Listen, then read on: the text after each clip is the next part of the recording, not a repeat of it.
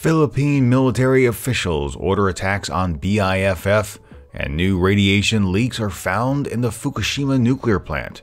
Plus, a North Korean diplomat plans to address the United Nations on human rights, and Bangladesh arrests its former prime minister. For Thursday, the 26th of February 2015, this is the Asia Brief. Armed Forces of the Philippines Chief General Giorgio Pio Katapang Jr. ordered the Western Mindanao Command to launch an all-out offensive against the Bangsamoro Islamic Freedom Fighters, or the BIFF. He said the operation sought to protect communities from assaults launched by the rebel group. "I am saddened by the news that at least 20,000 people had been displaced by the violent attacks perpetrated by the BIFF in the hinterland villages. We will do our best to protect the people and allow them to go back to their homes," Katapang said in a statement released the other day. Katapang ordered his troops to work closely with the Philippine National Police and avoid clashes with the Moro Islamic Liberation Front, or MILF. Following the deadly firefight in which 44 Special Action Forces of the police were killed, the military and police forces haven't been on the best of terms. However, Katapang asked the two groups to work together against the lawlessness and terrorism of the BIFF.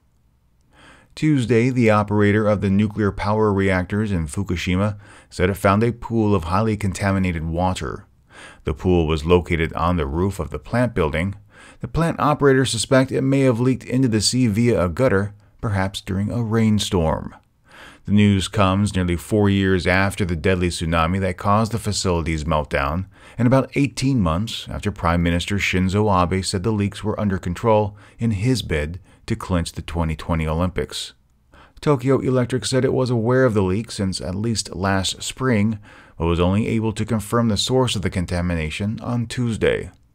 Leakage of the contaminated water into the sea in and of itself does not violate regulations because the outflow of radiation from the plant is controlled by monitoring radiation levels in the seawater, according to a nuclear regulation agency official.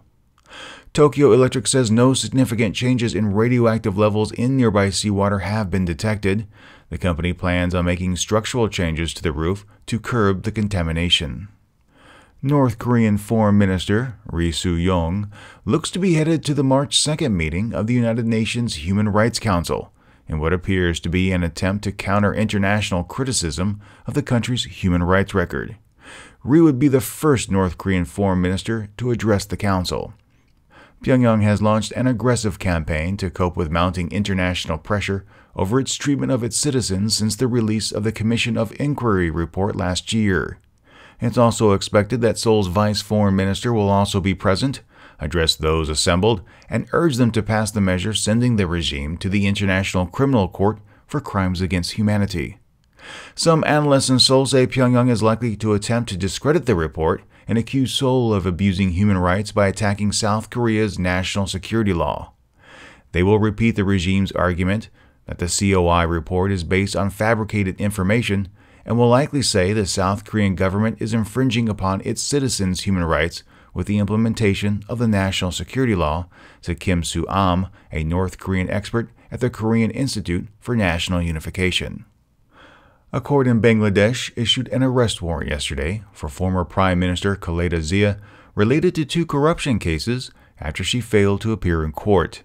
The former Prime Minister's lawyers argued that she was concerned the ongoing unrest in Bangladesh would affect her personal safety, claiming to be confined to her office.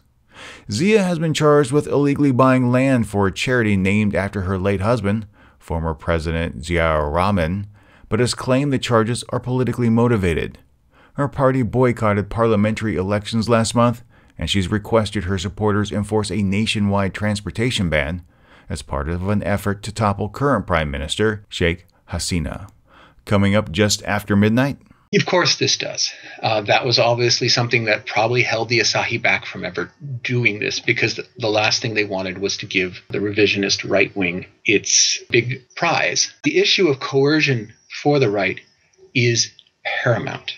You'll be able to hear more on that story when Asian News Weekly comes your way at 12:01 a.m. Friday morning. Keep up with more news from the region by following Asian News Weekly on Facebook and Twitter. You can also send an email to the show with your questions, your comments, and your feedback. Just drop a line to podcast@asiannewsweekly.net. If you enjoyed this podcast, please share it with your friends, and you can subscribe to this and other podcasts at asiannewsweekly.net or in your favorite podcast application like iTunes or Stitcher. Subscribing is free, and when you do, the next episode is delivered automatically to you. Thank you for listening today. For the Asia Brief, I'm Steve Miller.